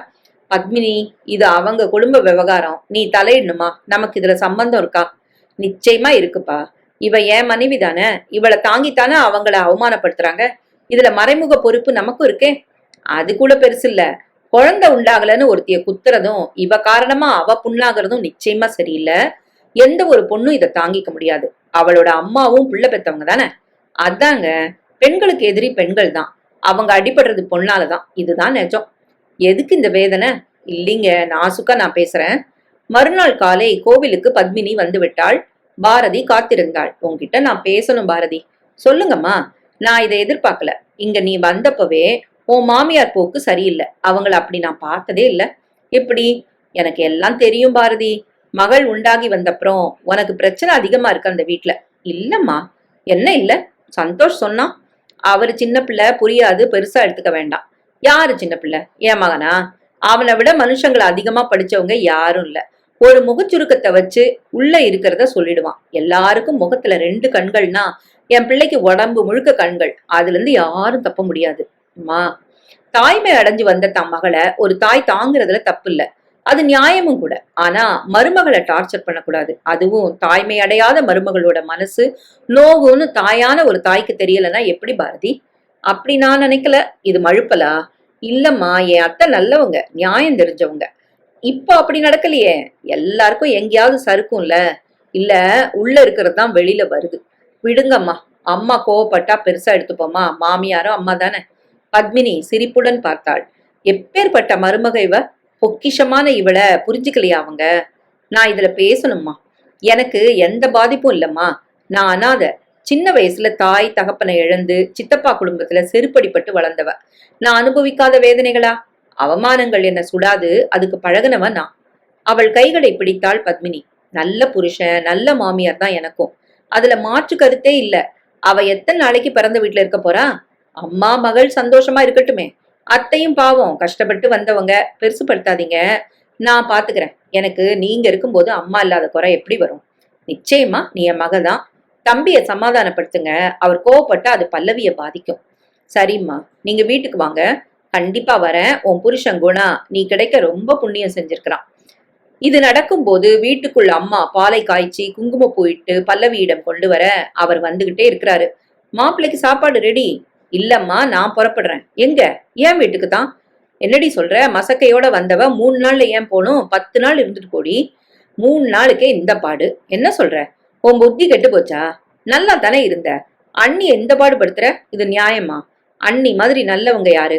நானே கல்யாணத்துக்கு முன்னால ஆட்டம் போட்டவதான். அப்ப கூட நீ அண்ணி பக்கம் தானே இருந்த. இப்ப ஏன் கட்சி மாறின?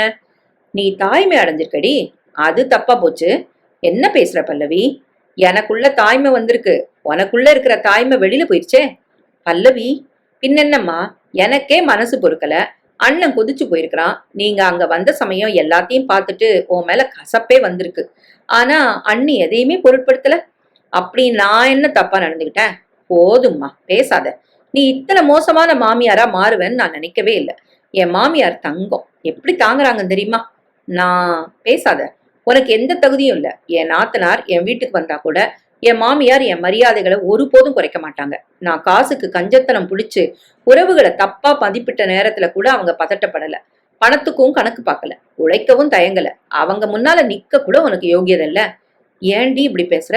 நான் வெக்கப்படுறேன். இத்தனை நாள் அவங்கள புண்படுத்தினதுக்கு வேதனைப்படுறேன். அவர் இப்ப வந்துருவாரு. நான் புறப்படுறேன். சரி, நான் தடுக்கல. மாசம் ஒரு தடவை 5-6 நாளாவது வந்து இரு. வாய்க்கு ருசியா சமைச்சு போடுறேன். அத உன்னை விட என் மாமியார் நல்லா செய்வாங்க. வழக்காப்பு சீமந்தம் எல்லாம் நடத்தணும். உங்ககிட்ட பணம் இருக்கா? என்கிட்ட எது பணம்? குணாதான் செய்யணும். எப்படி சந்தோஷமா செய்வான்? செய்ய மட்டும் அவன் வேணும். எல்லாத்துக்கும் அண்ணி தலையாட்டணும். ஆனா நீ அவளை டார்ச்சர் பண்ணுவ. உழைக்கிறதும் செலவழிக்கிறதும் ஏன் மாமியாரு மாமனாரு. கேள்வி கேட்டுட்டு உட்காந்து தின்னது நான். அப்போ அந்த வலி எனக்கு தெரியல. இப்போ இங்க தெரியுது. பிரசவ லீவு எத்தனை மாசம்? 6 மாசம் கிடைக்கும். அப்போ உன் கூட இருக்கலாம். பார்க்கலாம். என்னடி சொல்ற? நீ பேசாதம்மா. என்னை கொஞ்சம் தனியா விடு. ரொம்ப குற்ற உணர்ச்சியா இருக்கு. எல்லாத்துக்கும் காரணம் நான். ஏன் இந்த குழந்தை உருவாச்சுன்னு தோணுது. அப்படிலாம் சொல்லாதடி. மத்தவங்க குறிப்பா நல்லவங்களோட உணர்வுகளை புரிஞ்சுக்கிற குணம் எனக்கு இல்ல. அது உன்கிட்ட இருந்து எனக்கும் வந்திருக்கு. வெக்கமா இருக்கு. அழத் தொடங்கினாள். பல்லவி, நீ அழக்கூடாது. அப்படின்னா நான் இங்கே இருக்கக்கூடாது. என்னடி சொல்ற? காலிங் பெல் அடித்தது. அம்மா போய் திறந்தாள்.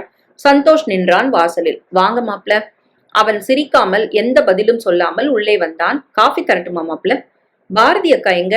அவ கோயிலுக்கு போயிருக்கா மாப்ள. நீ ரெடியா பல்லவி? புறப்படலாமா? சரிங்க. எதுக்கு அவசரப்பட்டு கூட்டிட்டு போறீங்க மாப்ள? நான் வர சொல்லல. அவதான் வரேன்னு சொன்னான். ஆமாம்மா, நான் புறப்படுறேன். உங்க அண்ணி வரட்டும்டி. வேணா, நீ சொல்லிக்கோ. அவங்க இனியாவது நிம்மதியா இருக்கட்டும். பல்லவி, தேவையில்லாத பேச்சு வேணாம். புறப்படு. சரிங்க. சில நிமிடங்களில் இருவரும் கால் டாக்ஸியில் ஏற அது புறப்பட்டது. அந்த பக்கம் அது போனதும் இந்த பக்கம் பாரதி உள்ளே வந்தாள். என்ன அத்த, பல்லவிய சந்தோஷ் வந்து கூட்டு போயிட்டாரா? ஆமாம்மா. குணா பைக்கில் வந்து இறங்கினான். பல்லவி போயிட்டாளா? ஆமாண்டா. நீ மருமகளை படுத்தின பாடு அவளுக்கே பொறுக்கலையா? இல்ல சந்தோஷ் தாழ முடியாம கூட்டிட்டு போயிட்டாரா? ரெண்டும் இல்லைங்க. என்ன சொல்ற பாரதி? அத்தை பாவம் இத்தனை நாள் இந்த மாதிரி நடிச்சாங்க. என்னது? ஆமாங்க. என்ன டார்ச்சர் பண்ற மாதிரி அத்தை வேஷம் போட்டாங்க. இத வேணான்னு நான் தொடக்கம் முதலே சொல்றேன், கேட்கல. எதுக்குமா? எனக்கும் எதுவும் புரியல. பாரதி இந்த வீட்டுக்கு வாழ வந்த நாள் முதல் ஒரு நாள் கூட அவ மனசை நீ புண்படுத்தினதே இல்ல. அவளுக்கு நீ ஒரு அம்மாவா தானே இருந்திருக்க. பெத்த மகளை விட இவளைத்தான் நீ பெருசா கருதி இருக்க. இதுக்காக உன்னை நினைச்சு நான் பெருமைப்படாத நாளே இல்ல. அப்படிப்பட்ட நீ எப்படி இந்த அளவுக்கு மாறினன்னு நான் கலங்கி போயிட்டேன். உன் மேல வெறுப்பும் கசப்பும் உண்டாயிருச்சு. எதுக்கு இந்த நாடகம்? இது பாரதிக்கு தெரியுமா? இல்லைங்க, எனக்கும் தெரியாது. ஆனா நான் கண்டுபிடிச்சு உழுக்குனேன். பல்லவி இங்க வந்த மறுநாள் சாயங்காலம் சந்தோஷ் வந்து அவளை கோயிலுக்கு கூட்டு போனாரு. நீங்க ஆபீஸ் விட்டு வரல. அப்ப நாங்க 2 பேரும் மட்டும்தான் இருந்தோம். பாரதி ஆரம்பித்தாள். அத்தை, காஃபி தரட்டுமா? வேண்டாம், அவ வந்தா குடு. அவதான் முக்கியம். அருகில் வந்தாள் பாரதி. அத்தை, இப்போ உங்க பிள்ளை பொண்ணு 2 பேரும் இல்ல. நீங்க நடிச்சது போதும். என்ன பேசுற நீ? என்ன டார்ச்சர் பண்ற மாதிரி நீங்க நடிச்சாலும் உங்க முகத்துல அந்த வெறுப்பு இல்ல. நீங்க ஒரு காலம் தப்பான மாமியாரா இருக்க முடியாது. எதுக்கு இந்த நாடகம் சொல்லுங்க? பாரதி உலுக்கி எடுக்க அம்மா கதறி விட்டாள். என்ன மன்னிச்சிருமா. எதுக்கு? உண்டான சங்கதிய டாக்டர் சொன்னதும் வெளியே வந்து பல்லவி எனக்கு போன் பண்ணா. சரி அம்மா, அவரும் இல்லாம காசுக்காக இந்த மாமியார் கல்வி கூட தினமும் கிச்சன்ல அல்லல் பட்டு தொந்துட்டேன். அதுக்கு ஒரு விடிவு காலம் வந்தாச்சு. கர்ப்பம் ஊர்ஜிதம் ஆயிடுச்சு. இனிமே அங்க வந்துட்டா பிரசவம் முடிஞ்சு 1 வருஷ காலம் இருப்பேன் உன் கூட. ஏம்மா அப்படி சொல்ற? அவங்க உன்னை நல்லாத்தானே பாத்துக்கிறாங்க. சரிம்மா, அங்க இருக்கிற மாதிரி வருமா? நீ இன்னும் மாறலியாடி? இங்க இருந்து எங்க கிட்ட ஒட்டு மொத்தமா கோவப்பட்டு போன. ஆமாம்மா, அந்த வீட்டுல பிறந்த பொண்ணுன்னா என்கிட்ட பணக்கணக்கு பார்த்தப்போ கோவம் வந்தது, போனேன். சாதாரண நாட்கள்ல அப்படி. இப்ப நான் உண்டா இருக்கேன். பிறந்த வீட்டுக்காரங்க எனக்கு செய்யறது கடமை.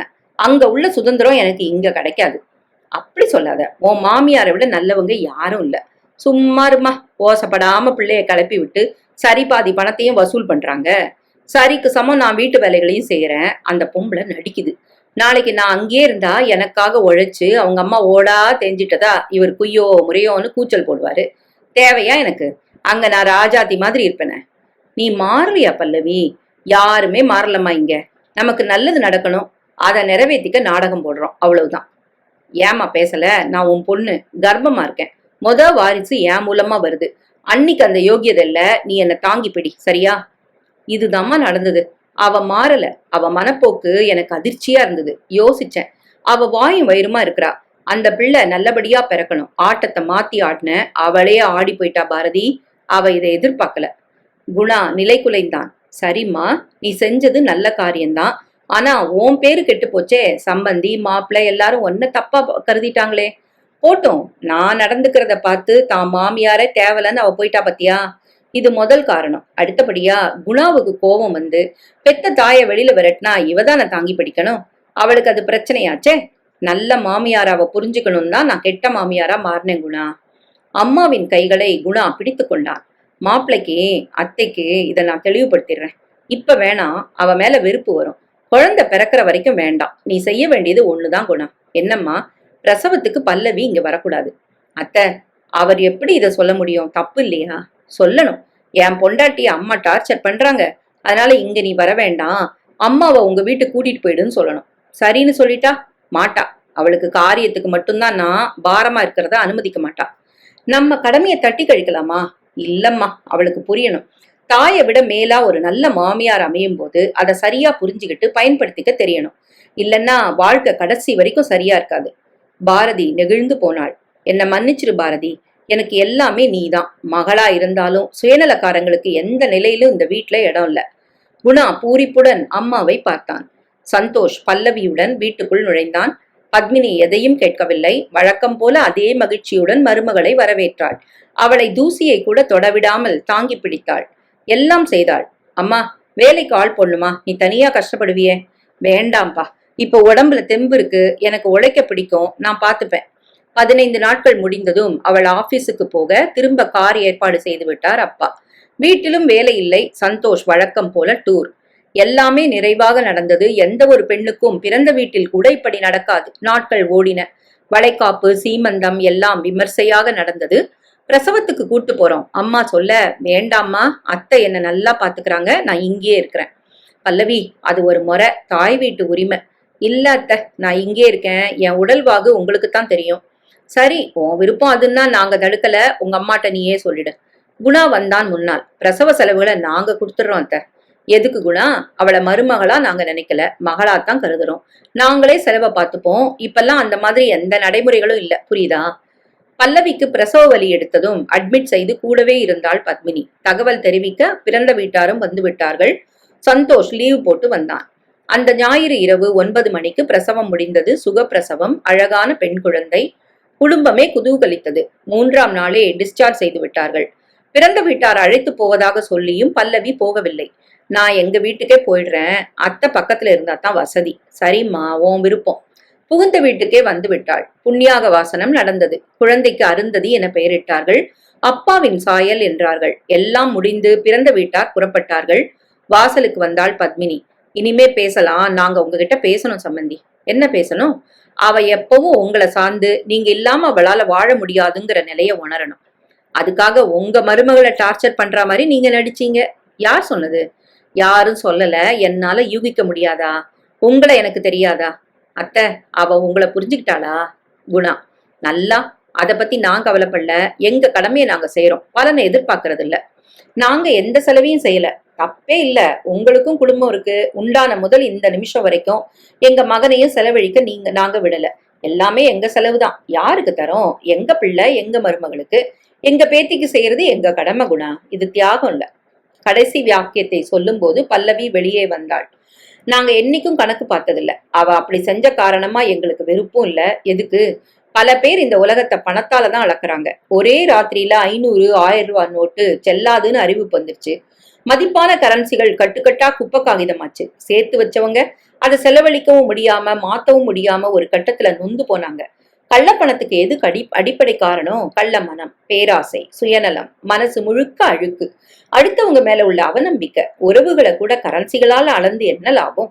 அந்த கரன்சிகளுக்கு மதிப்பில்லாம போகும்போது மனுஷங்க தானே வேண்டியிருக்கு.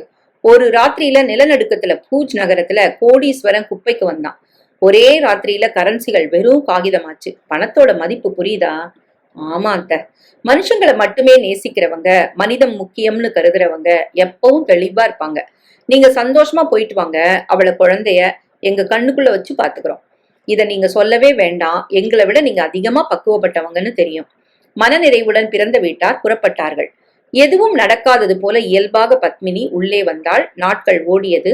பல்லவியின் பிரசவ லீவும் முடியும் தருவாய். குழந்தைக்கு 6 மாதம் ஆகிவிட்டது. அந்த நேரம் எதிர்பாராத அந்த செய்தி வந்தது. அது பல்லவியை அதிகமாக பாதித்தது. சந்தோஷுக்கு மாற்றல் உத்தரவு.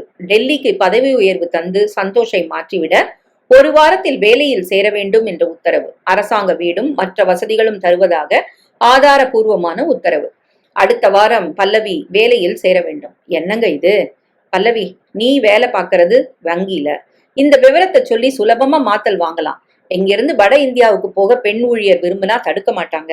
உனக்கு செல்வாக்கும் இருக்கு, போயிடலாம். சரிங்க, 6 மாச குழந்தைய யார் பாத்துக்கிறது? அத்தை அதை குளிப்பாட்டி இத்தனை நாள் பூ மாதிரி பாத்துக்கிட்டாங்க. என்னையும் நல்லா பாத்துக்கிட்டாங்க. நான் எப்படி அங்க சமாளிப்பேன்? நான் வேலைக்கு போறவ. உங்க அம்மா கூடவே கூட்டிட்டு போ. வரமாட்டாங்க அத்தை. எனக்கும் அதுல உடன்பாடு இல்ல. நான் சுயநலமா நடந்ததுல எல்லாரும் வெறுத்து போயிட்டாங்க, இவர் உட்பட. ஆனா கோவப்படாதது நீங்க மட்டும்தான். குழந்தை உண்டான நேரத்துல கூட நான் சுயநலமா தான் இருந்தேன். அப்பவும் நீங்க தாங்கி பிடிச்சிங்க. என்னை பாதுகாத்து பிரசவம் பார்த்து இத்தனை நாள் பராமரிச்சு பெத்த தாய் கூட செய்ய மாட்டாங்க, நீங்க செஞ்சீங்க. உங்களை விட்டு நான் போக மாட்டேன். வேலையும் எனக்கு இங்கதான். அவர் மட்டும் போட்டோம். இந்த பாரு பல்லவி, நீ பேச பேச எனக்கு சந்தோஷமா இருக்கு. ஆனா பிராக்டிக்கலா பாரு. நீ பிரசவ லீவ்ல இத்தனை நாள் இருந்த. நான் எல்லாம் செஞ்சு வச்சுட்டு போனேன். இனி 2 பேரும் வேலைக்கு போகணும். யார் பாத்துப்பாங்க? அத்தை, உங்க ஸ்கூல்ல கிரிச் இருக்கு. 6 மாச குழந்தை முதல் பராமரிக்கிற டே கேர் வசதி இருக்கு. நீங்க அப்பப்போ போய் பாத்துக்கலாம். குழந்தைக்கு என்னை விட உங்ககிட்ட தான் நெருக்கம். நாம இங்கே இருக்கலாம். இல்லம்மா, வாழ்க்கை அப்படி இல்ல. மனைவி குழந்தைகள் இருக்கும்போது அவன் எதுக்கு அனாத மாதிரி இருக்கணும்? நான் 30 வருஷமா சர்வீஸ்ல இருக்கேன். சந்தோஷ், அவன் தங்கச்சி மீரா 2 பேரையும் கிரச்ல விட்டுட்டு வேலைக்கு போனோம். சாயங்காலம் கூட்டிட்டு வந்தோம். பாத்துக்க ஆள் இருந்தாங்க. ஆனா அவங்க எத்தனை காலம் சாஸ்வதம்? நாளைக்கு ஒரு பேச்சு வரும். அதுக்கு நான் இடமே தரல. அவங்க 2 பேரும் வளரலையா? பக்கத்துல இருந்து ஆளாக்குற பெரியவங்களை நான் குறைச்சி மதிப்பில்ல. ஆனாலும் நம்ம பாரத்தை நாம தான் சுமக்கணும். மத்தவங்களை சார்ந்து வாழறதும் மத்தவங்க தோல்ல நாம சுமைகளை ஏத்துறதும் ரொம்ப நாளைக்கு தாங்காது. அதுவும் இனி வரப்போற நாட்கள்ல அது நீடிக்காது. நாம தான் கஷ்டப்படணும். 1 மாசத்துல மாத்தல் வாங்கு. அத்தை, எப்படியும் உங்களை தனி கொடுத்தன வைக்க நாங்க முடிவு பண்ணியாச்சு. ஒரு குழந்தை பிறந்தப்புறம் நடக்கட்டும் விட்டுட்டோம். காலம் மாறியாச்சு பல்லவி. இனிமே கூட்டு கொடுத்தனம்லாம் சரிப்படாது. பெத்தவங்களை சார்ந்து பிள்ளைகளோ பிள்ளைகளை நம்பி பெத்தவங்களோ வாழக்கூடாது. சுயபலத்துலதான் நிக்கணும். அதுக்கு சோதனை வரும். முடியுமாங்கிற மலைப்பும் வரும். முடியணும். தாண்டிட்டா வாழ தொடங்கிடலாம். நீ படிச்சவ, உலகம் தெரிஞ்சவ. என் பிள்ளைக்கும் தைரியம் உண்டு. மனுஷங்களை சார்ந்து வாழணும்னு அவசியமே இல்லை. உறவுகளை நட்புகளை தக்க வச்சுக்கணும், அது முக்கியம். நாம தளர்ந்த நேரத்துல தாங்கி பிடிக்க 4 பேர் வேணும். அது கூட தற்காலிக நிவாரணம் தான், நிரந்தரம் இல்ல. அப்பதான் யாருக்கும் வெறுப்பு வராது. நீ என்னடா சொல்ற? நீ சொல்லி எதுமா தப்பா இருக்கு? பல்லவி முதல் 1 வாரம் வாடி போய் படிப்படியாக தெளிந்து மாற்றலுக்கு விண்ணப்பித்து அது ஒரே மாதத்தில் கிடைத்து விட்டது. நாளை காலை புதுதில்லிக்கு கணவன் மனைவியோடு குழந்தையும் விமானம் ஏறப் போகிறது. நீந்தும் நேரம் வந்தால் உடன் நீச்சல் அங்கே வரும். பாடும் ஆசை வந்தால் எந்த பாட்டும் சபையில் வரும்.